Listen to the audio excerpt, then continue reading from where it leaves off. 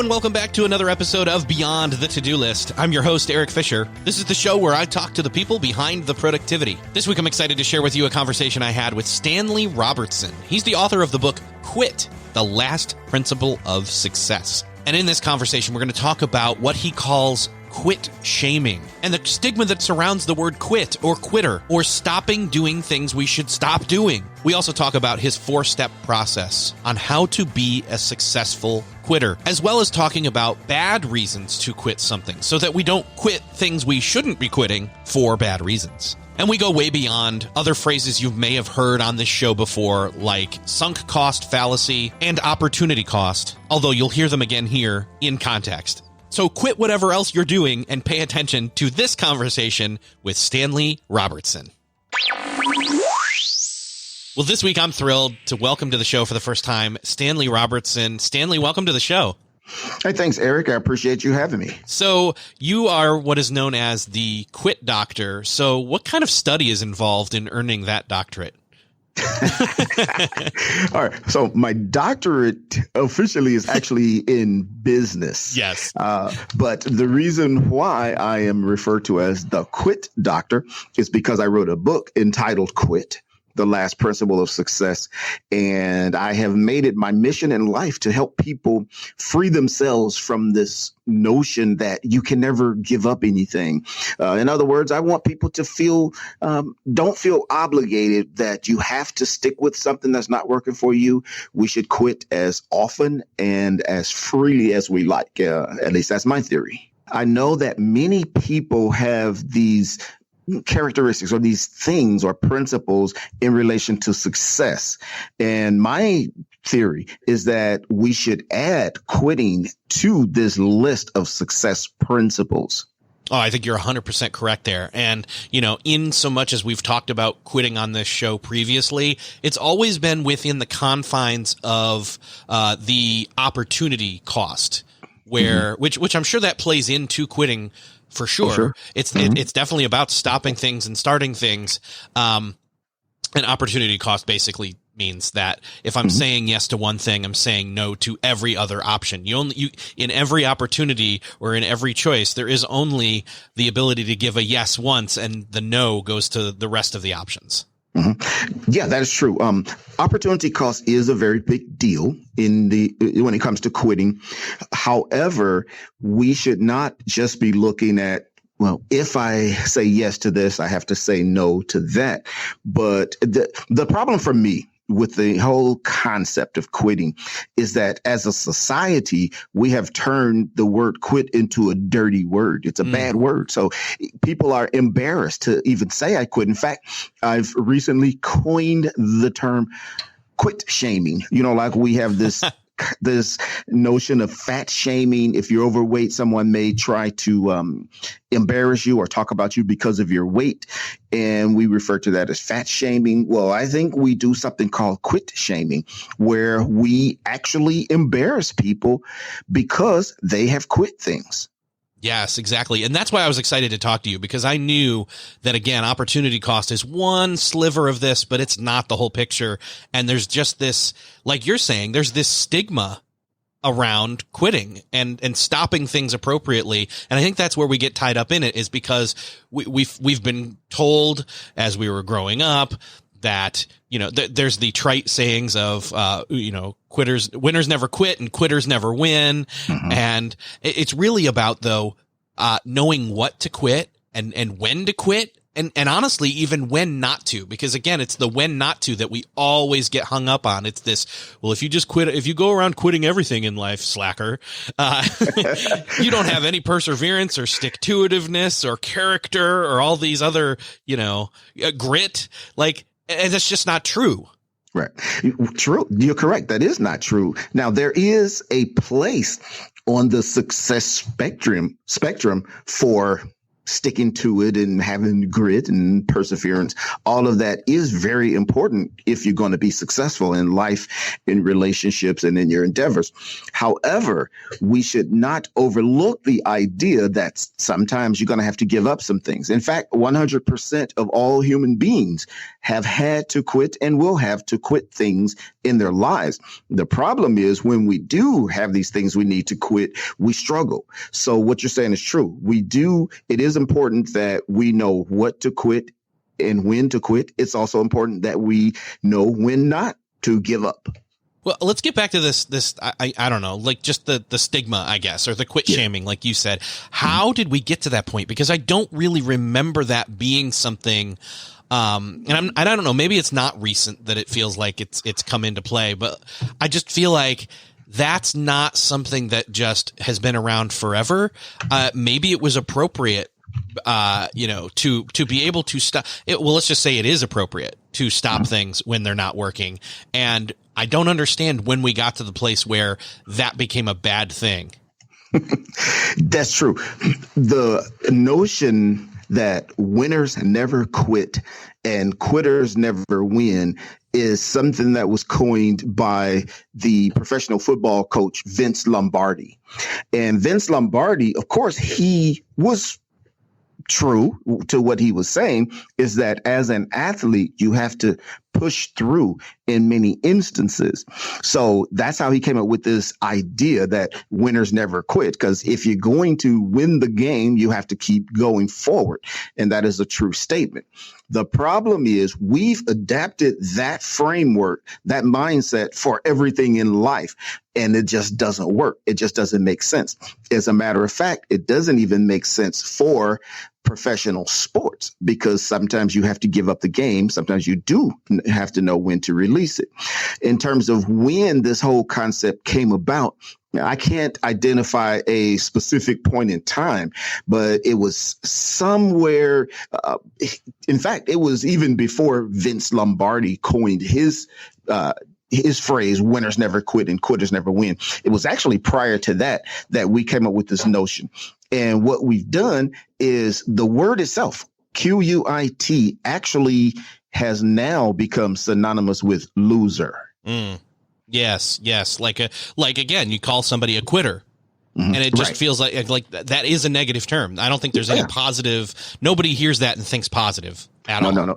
No, that term literally is an insult. So if you want to insult your friend, call him a quitter and see how fast they throw up their dukes. Yeah. Oh man. Yeah. I mean, we've gotten to that place where that's the way it is. And you're saying yes, but it should not be so.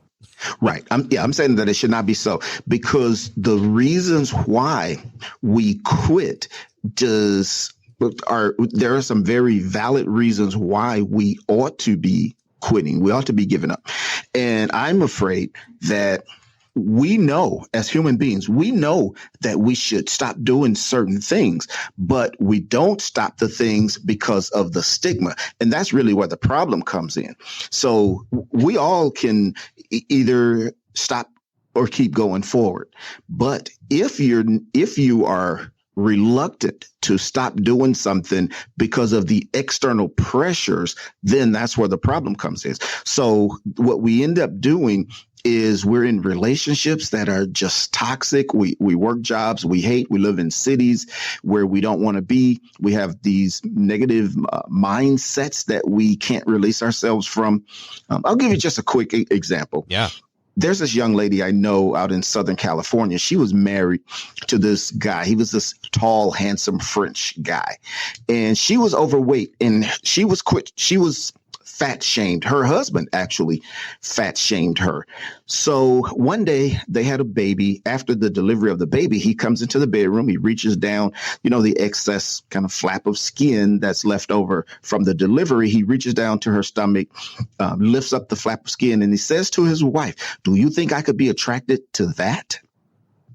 Now, clearly, this is a very toxic relationship with this person, but she refused to give up the relationship, give up the marriage, because in this society, you don't get a divorce. If you do, someone is going to say, oh, you should have stuck with it. You didn't have enough faith. It would have worked out. You didn't try hard enough. You ought to do something else. So she kept going with the relationship. She was totally miserable. Eventually, she did give up the relationship. And when she did, she lost all of her weight. Her self-esteem skyrocketed. She became a successful author and a yoga coach. So just the idea that she would not give up that relationship. And I'm afraid that the reason she couldn't give up the relationship is because of this emotional attachment to the person and the pressures to remain married. And I'm not suggesting that people should run around and divorce all over the place. However, it's in some instances, you have to be able to release that so that you can move on and have a more healthy life. That leads me to the idea of, or, people are listening. They're like, okay, well, if it's not something we should be ashamed of, then what are the good reasons? Like, why is it good to quit things? What are the good reasons to quit something? That is an excellent question. There are several. In fact, there are many good reasons to quit something. I'll give you just a few good reasons why you should quit. Also, there are times when you will know when you should quit as well. One of the good reasons why people ought to quit is that we have already seen just from studies and from research that people who are the most successful quit things often. They quit often and they quit fast. In other words, as soon as they recognize it doesn't work, they stop doing it and then they re-engage to something else that's going to be more productive. So that's one reason why we ought to be quitting, is that we recognize successful people. If we're going to follow those patterns, then we ought to be able to release those things that are not working for us. Another reason why it's good to quit is because quitters do not waste time on things that they don't enjoy. And this concept of enjoyment is very important. It's not trivial at all. In other words, you're going to be much more productive, much more successful if you're doing something that you enjoy versus something that you despise. So people who quit things are not going to waste time on things that they don't enjoy. So that's another good reason why you should be quitting. Another good reason why people ought to be quitting is people who quit know when it's time to leave a sinking ship. And what I mean by that is, if you're working a job that is going nowhere, you're in a relationship that's going nowhere, you know when it's time to bail. So people who quit recognize that. And then one of the reasons why people who quit are going to be better off is because quitters try more things. In other words, if you do one thing and you don't give that up, you can't give that up, you can't try other things in life. And this kind of goes back to your original point about the opportunity cost. But if you can't give up one thing, it's going to be very difficult for you to engage in other things. So people who are concert pianists, people who are top of their game, whether they're artists, singers, athletes, actors, accountants, doctors, whatever they are, they had to try many different things in order to know what is going to work for them. So that's another good reason that you ought to be quitting, is because the more things that you try, the closer you're going to come to finding your purpose in life. So those are some of the reasons why quitting is a good thing. I kept hearing in all of those reasons, it's tying back to, if you're putting your resources, your time, your energy, your effort, your attention, your money into something, and you feel you can't quit it, and it is the wrong choice and it's never going to pay out anymore, that's just bad stewardship. And that's also then keeping you from then pivoting and turning and putting those resources into a place where you may actually have a chance, or will actually work out for real. And you already know it. You just won't let yourself turn and do it. Yeah, true. That brings up something that we refer to as the sunk cost fallacy. Yes. Yeah, the sunk cost fallacy, where people will make a decision because I've invested a lot of time, I've invested a lot of money. Just another quick story. So we're all familiar with the Vietnam War. in this country that happened back in the late 60s. During the Vietnam War, the United States got pulled into the war because of this theory that they called the domino theory, where if we could bring down the North Vietnamese, then we can also collapse communism around the world. In other words, if the North Vietnamese regime collapsed, then the next regime collapsed, then the next one, and so on. That's referred to as the domino theory. So we got pulled into the war based on this theory. But once we got in that war, very quickly things turned sour.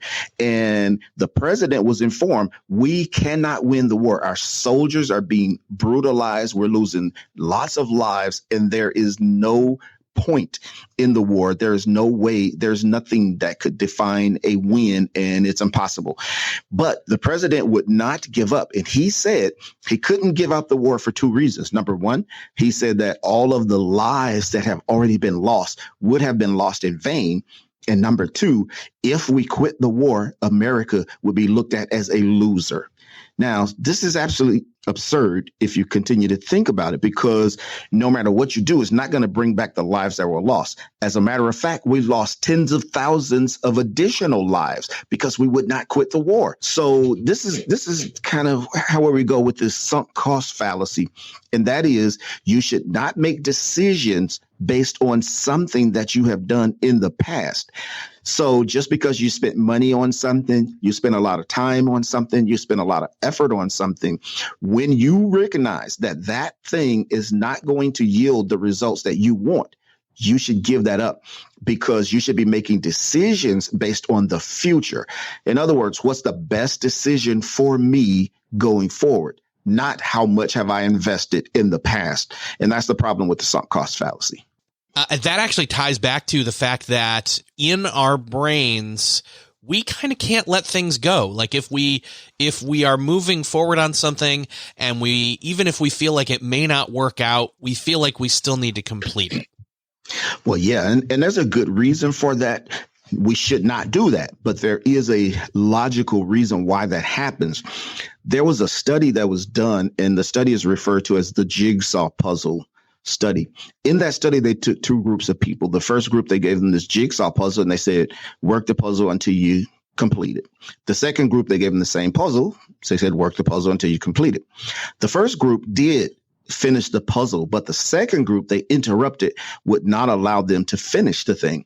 So what they found out is that the group who completed the puzzle went on about their day, and they never thought about it again.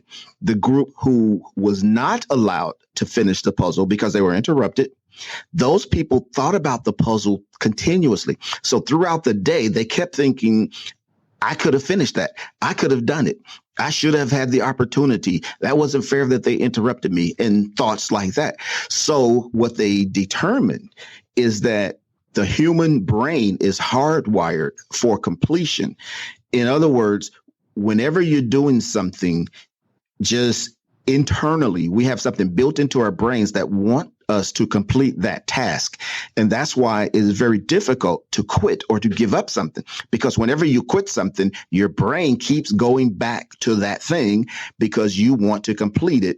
Now, it doesn't matter whether it was good or bad, whether it's beneficial or not. Just the fact that you could not complete that task is a problem for the human brain. So that's really one of the problems that you're just describing. Yeah. So how do we trick our brains to feel like or disengage with that need to complete something, even if we didn't complete it, so that we can quit positively, so that we can quit things that do need to be stopped? Mm-hmm. There are several things that you can do. I'll give you just a quick idea of one or two of the things that you might try. There is something that you can do called if-then thinking, or if-then planning. And when I say if, I mean IF-THEN. And that just simply means you try to connect your activity to a particular event. For example, if you want to, let's say you have a report due at your job at work. And if your report is due and you're your manager says to you, the report is due on, I don't know, every Monday morning or at the last, Friday of every month or whatever the case it might be. One thing that you might try is connecting something to doing the thing like this. If I have this report to do every Monday, then maybe I start the report. Maybe it takes me 2 days to do the report. So I've got to start on Friday. So in your brain, you have to tell yourself, if it's Friday at 9 a.m., I'm going to do the report. So the if then is, if it's Friday, then I do the report. So that way you will have the report done on Monday morning when it's due. Now, what happens is we have this thing called neuroplasticity inside our brains, where the more you think about something, the more you do something, it creates a pattern. It's like walking along your lawn. If you walk along that same path every single time, you create these grooves, these paths. And that's what happens in our brain. So the more you do a thing, the more you think about a thing, the more you create these grooves, these neural pathways inside your brain. So if you say on Friday, it's Friday morning at 9 o'clock, then it's time for me to do the report. And then the next Friday, it's Friday morning at 9 o'clock, then it's time for me to do the report. And the more you think about that, the more your brain will automatically. So before you know it, you don't have to consciously think about it. You just automatically, boom, Friday morning, you go to that spot and you sit down and you start working on that report. So that's one of the things you can do to kind of trick your brain, is engage in this idea of this if then thinking.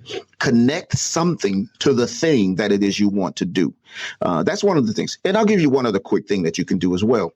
Sometimes when we are engaged in something, it's not that we're not going to do it or we don't have good intentions to do it, but we kind of put it off. In other words, we time shift.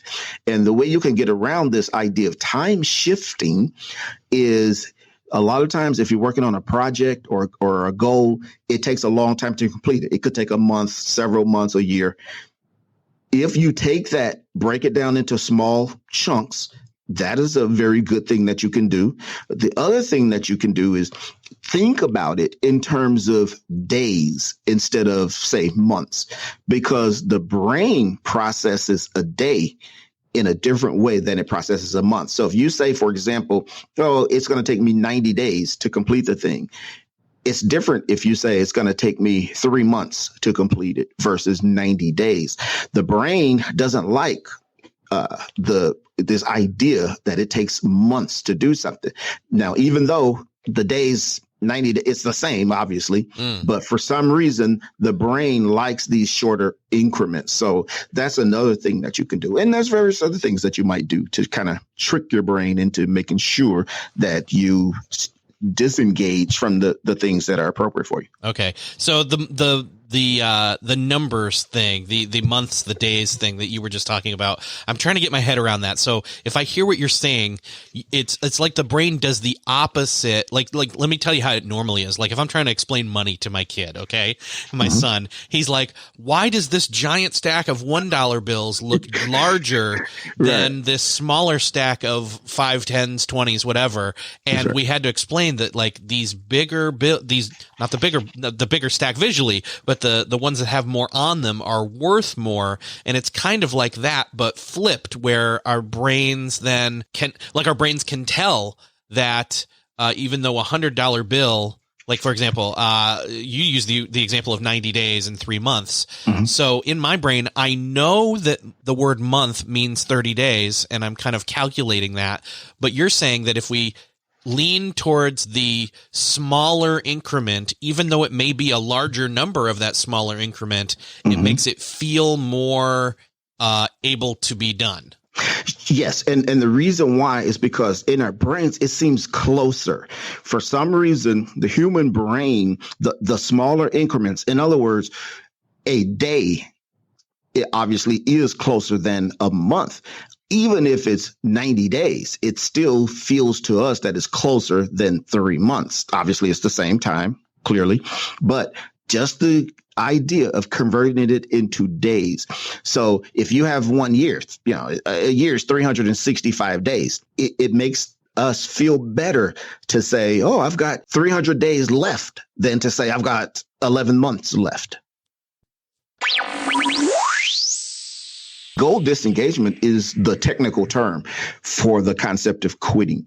Because I've read all the books that I could find and studied all the research that I could find on this idea of quitting. And nowhere in the research does it use the word quit. They always use the word goal disengagement. Goal disengagement, there are two components to goal disengagement. In other words, if you want to be successful at the idea of quitting something, you have to do two things. Number one, you have to give up the effort. And number two, you have to give up the commitment. So if you give up both of those things, you can be successful at quitting something. But the problem is we struggle with the second part. In other words, most of the time we can give up the effort. Giving up the effort just means stop doing the thing. But the problem in our brains is the commitment part. So you stop doing the thing, but you still feel committed. You still feel connected. You still want to complete the thing. So it's kind of a psychological problem for us to give up the commitment to the idea. I had this friend who was a football player in college, and he wanted to be a professional athlete. He got a tryout for a professional sports team. On his way to the camp, to the sports team camp, he missed his flight. He was, it was kind of funny. It wasn't funny to him at all, but I guess it's funny to me now after the fact. But he was on his way to the airport, and he had his boom box along with him. This is a little time ago, and he forgot his battery. So he went to the local convenience store to get some batteries, and he missed his flight as a result. Now, of course, I'm sure he's kicking himself in the butt all the way back home. But the point is that he was not able to make the training camp, which means that his opportunity for that professional outfit was gone. The effort obviously was gone because he couldn't make the training camp, but his commitment to the notion of playing football stuck with him. He could not give up the commitment. So he chased that dream for years, and he became miserable. He started drinking. He started having other problems as a result. Now, eventually, and this is years later, I mean, I don't know, 10 years later, 12 years later, he finally gave up the commitment to that thing. And then he became very happy and healthy, and he was able to go out and start a nonprofit organization and do some great things after that fact. But the point is that in terms of goal disengagement, you've got to be able to give up both the effort and the commitment. If you don't give up the commitment, you're going to struggle, and it's going to cause you problems, both mental and physical, by the way. So how do we wrap our head around? Let's go with that neuroplasticity word there, where we're training ourselves to fight against exterior, expectations and that stigma of, if I quit this, I'm going to be quit shamed. And how do we get to that point where we realize, you know what, even if I do get quit shamed, I know I made the right decision, and I'm just changing tracks like on a train to get to the right destination. And if they can't see that, that's fine. I know it. Yeah. Well, I've came up with this 4-step process to help people get to that point. Perfect. And I'll describe the 4 steps just, briefly, really, really super fast. I use the acronym QUIT, QUIT, to describe the 4 steps. Step number 1 is to quit quickly. That's the Q, quit quickly. In other words, as soon as you recognize that something is not working for you, you need to disengage from that thing. But of course, there's a problem. So you may recognize that you need to quit, but you got this emotional baggage that prevents you from doing it, which brings us to step number 2, the U. So Q, U. U is to understand the negative emotions. So if you understand the negative emotions, I believe, and I think that, studies bear this out, that the more you know, the better decisions you can make. So if you understand what's happening in your brain, if you understand some of the things that are preventing you, if you understand understand the external pressures, you will be in a better position to navigate around those things. So if you don't know that the brain is doing something, you're not going to be able to. You just kind of go along with it. But so that's the second thing, is just understanding that. And part of that means some of the things we've been talking about, recognizing about the sunk cost fallacy and understanding how to convert, months or years into days, and some of the other techniques that you can use, the if then thinking and so forth. So all of those things will help you navigate around the negative emotions associated with the idea of quitting. But that's the U.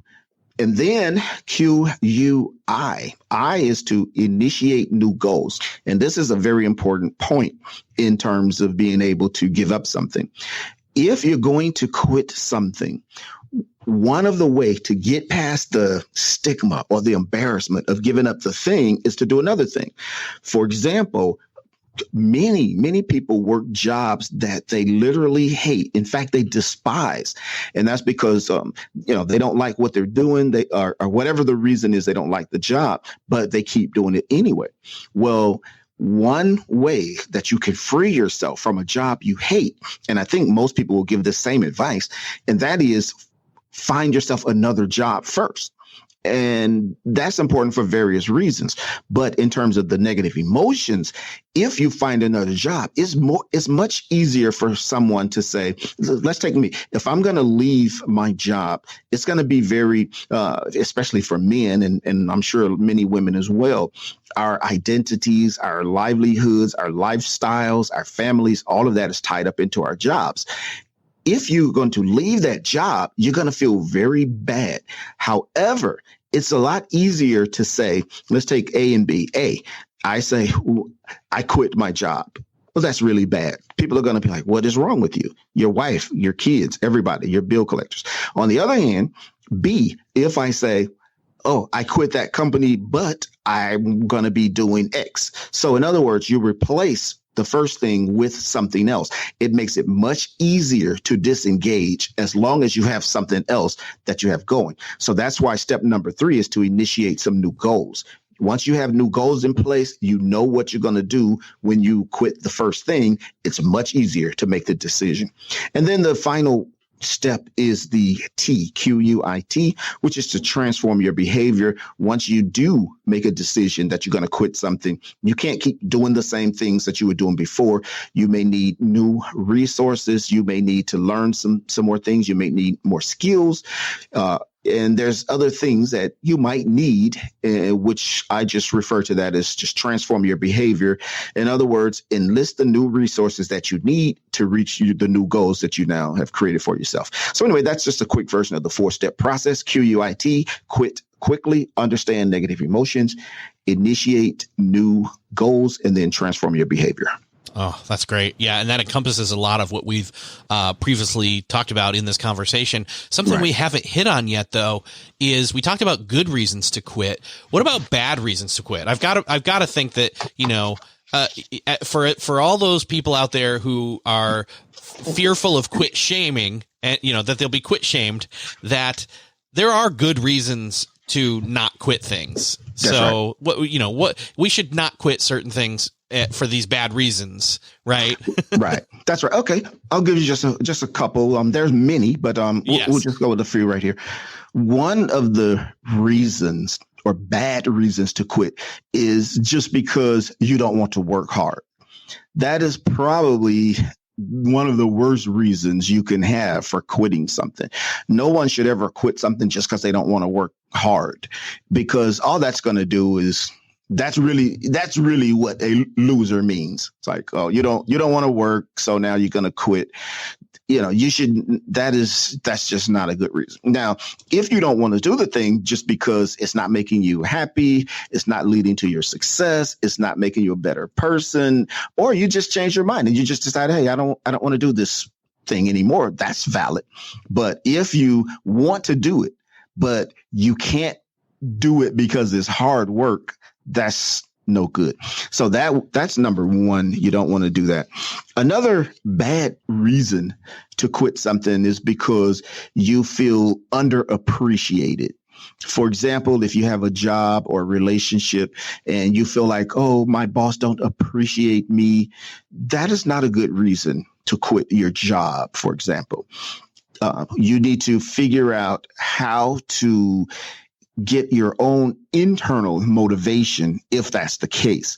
Now, of course, it's better for managers to recognize good work, recognize great employees, but we know that all managers are not good managers. So just because you're working for someone who don't get it, that's not a good reason why you should quit. So just because you're underappreciated, you don't want to be quitting for that reason.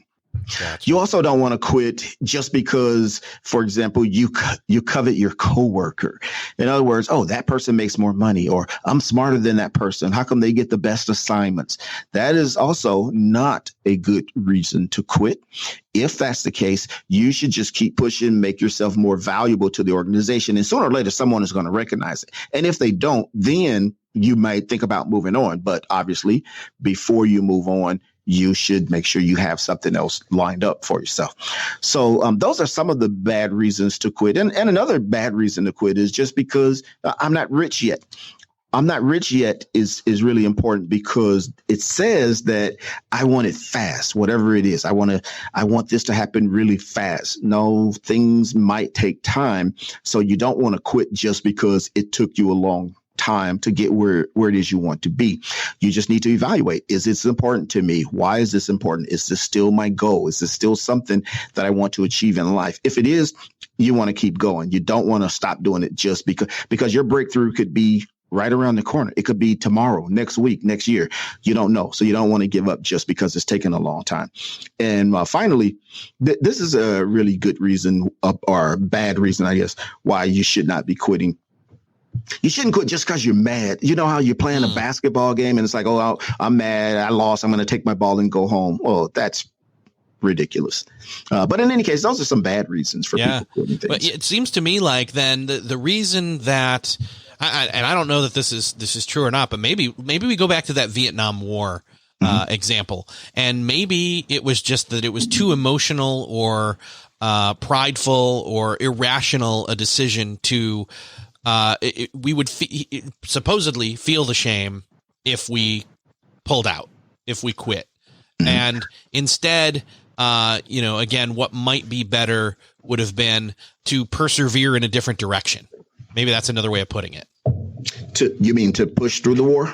No, I mean that still stopping being involved, but that we equate it differently. Like I'm thinking. Like what you were saying earlier, with initiate the new goals. So when you were saying that, I couldn't help but think, oh yeah, well, like for example, if you're going to quit a job because it's the right time and you have good reasons, not, emotional, irrational reasons, and you also have a different job in place or a search in place for one, which then that's a little iffy because that's a bigger leap, but that it's like shifting tracks on a train. It's that you can't get there from this track, but you can get there from that track, and there's a switch coming up that you can just take. Yeah, I think that's exactly right. I do want to go back to something you just mentioned, though, about this idea of the war. It is true that you are going to be in a better position if you can switch gears, if you can line up something else for yourself. That is absolutely correct, which is what you just said. And I think it's important for us to do that. However, my ultimate premise is that we have to get past the idea that something that someone else says can prevent us from doing something that's going to make us more happy and more successful in our own lives. In other words, we have to get to the point where, number one, we don't care that someone thinks quitting is a bad thing. But ultimately, as a society, my real goal is to change our perception of the word quit. So if you hear the word perseverance, there's nothing negative about that, right? It's like, oh, that's a positive thing. Oh, that's a good thing. You need to be able to persevere if you're going to be successful. or you need to have good talent if you're going to be successful. You need to have good resources if you're going to be successful, and all these things. I'm saying quit. The word quit and the idea of quitting as a society, I want to see us change that concept from a negative to a positive.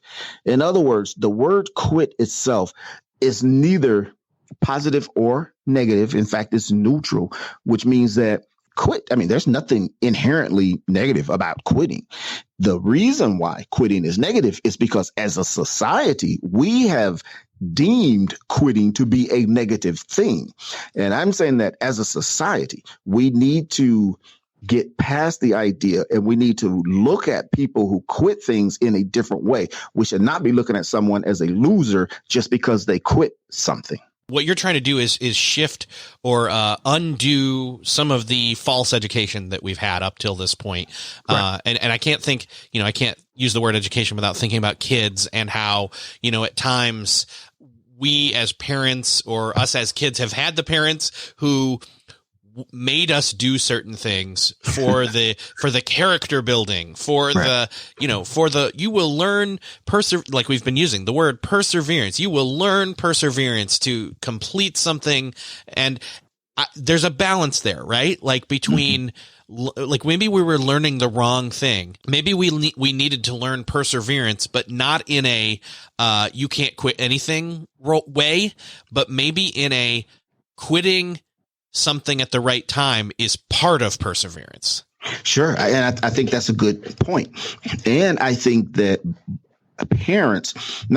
most parents want very good things for their children. So I think that there's no question that the typical parents, and there may be, a handful of exceptions, but generally parents want the best for their children. So they are going to admonish their kids to keep going and to push through because they know that that does build character and that it's going to be something that's going to be useful in your life.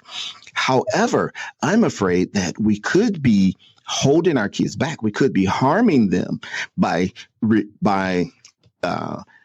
refusing to allow them to quit. Because let's say that you have a child and, it's a kid, I don't know, 8, 10, 12, 13, whatever the age might be. If that kid is trying something and that kid decides, oh, you know what? I tried playing baseball. I don't like baseball. Or I tried ballet. I don't like ballet. Or I tried soccer. Or I tried the horn. Whatever it is, if you forbid the kid to quit the thing that they're engaged in, how can they try something else that they may actually have a very good propensity towards? In other words, remember one of the reasons that we said earlier why quitters are better off, why quitters are more successful, is that quitters try more things. If you are a child, the point of your entire life during those early years is for exploring, defining your creativity, learning things, growing. You cannot do that if you refuse to stop doing one thing so that you can try something else.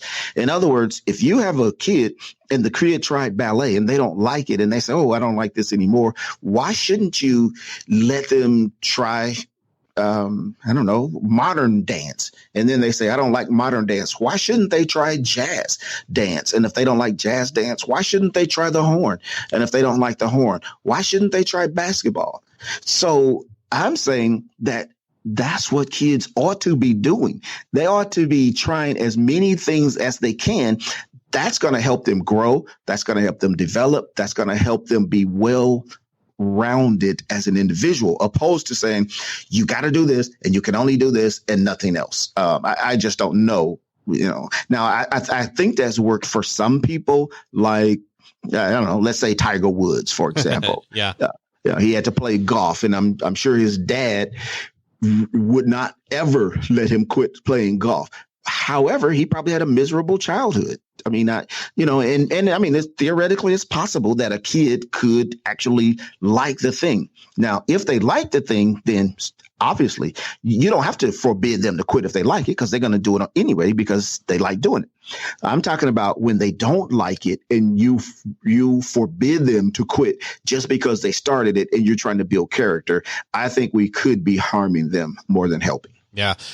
Our role then as parents is better suited to walking them through when they come, being open as a parent and approachable, to then two, have discussions about those 4 steps to being a successful quitter. Like you stated earlier, that we would quit quick, that we would talk with them about those negative emotions that come along with it, and that we would talk to them about then initiating new goals. What is it that you're then maybe interested in trying next, and what makes you excited about that? And so that is, I think, what I try to do, at least with my kids. And then I got to wonder, as I was just saying that, well, what then, and I think this is what you're doing. You're getting us to then be that parental role for ourselves, where we can talk to ourselves and do a quick self-analysis and say, where are we at? What are we thinking? What are we feeling? Is this working? And if not, okay, how do we move on? What are the next options? Is there something better than where we're at right now? And what do I need? How do I stop this to then start that? Right. Yeah, that's true. And if we did not do that, for example, if that never happened with, say, The Rock, Dwayne Johnson, he'd still be wrestling right now. Well, he recognized, you know what? I'm going to quit wrestling, and I want to be an action movie star. So he quit wrestling and became a movie star. Arnold Schwarzenegger did the same thing. He was a bodybuilder. He'd still be a bodybuilder. Can you imagine? I don't know how old Schwarzenegger is, but he's got to be, 60 years old? Up there somewhere, sure. Yeah. So, I mean, what is he, 60 years old, still trying to be a bodybuilder? Well, that's probably not going to work. But he recognized a long time ago that it's okay for me to quit. He was at the top of his game. In fact, he was probably the number 1 bodybuilder in the world. And he quit bodybuilding and became a movie star. And then he was one of the top movie stars. He quit being a movie star and became a governor. If he never had the ability to quit some of the things that he was doing, he would have never been able to engage in the new things that he did. And that list continues forever. Just about everybody you can think of quit something to do something else. And that is not a bad thing. And that's my problem, is I just don't know why, as a society, we have determined that quitting is such a bad thing. I mean, there's a lot of bad things I can think of, but I don't think quitting is necessarily one of them. No, definitely not. So, I'm excited for people to get on board with your mission here of changing the way we think about this. And if people are interested in, 1, getting your book, and then 2, connecting with you and, furthering this process, where can you direct them to? Where is the best place for people to connect with you? Oh, sure. They can just go to thequitdoctor.com. That's my website. Perfect. Thequitdoctor.com. Also, you can always pick up the book on Amazon or any other online bookseller. But if just in case you forget the name of the book is Quit: The Last Principle of Success. And if you type that in on Amazon, it'll come up. But it's just as easy to remember, thequitdoctor.com, and then there'll be a link to the Amazon. Perfect. Stanley, so awesome talking with you today. This is definitely something that, doesn't come easy to us, but definitely we need to change our thinking about. And I am so glad to be able to talk to you about how we can do that. So thank you so much. Well, thanks, Eric. I appreciate you having me on, and hopefully everybody will have at least gotten a couple of tips, couple of ideas that they can use. And in particular, please spread the word. Help us as a society to recognize, to come to grips with the idea that quitting is not the end of the world. Perfect. Thank you so much. Talk to you later. Hey, thanks. Well, that's another podcast crossed off your podcast listening to-do list. Thanks again to Stanley Robertson for talking with me about quitting. I hope that you're walking away from this conversation with an updated perspective on the word quit, on quitting in general, and especially on quit shaming, and how to decide what you should or shouldn't continue doing. If, as you were listening, you thought of somebody that needs to hear this conversation, I'd love for you to share this episode with them. The easiest way is to just hit the share button on whatever podcast listening device you're using right now, or head on over to the show notes for this episode at beyondthetodolist.com/295 and make sure to subscribe if you're not already. Thanks again for sharing. Thanks for listening, and I'll see you next episode.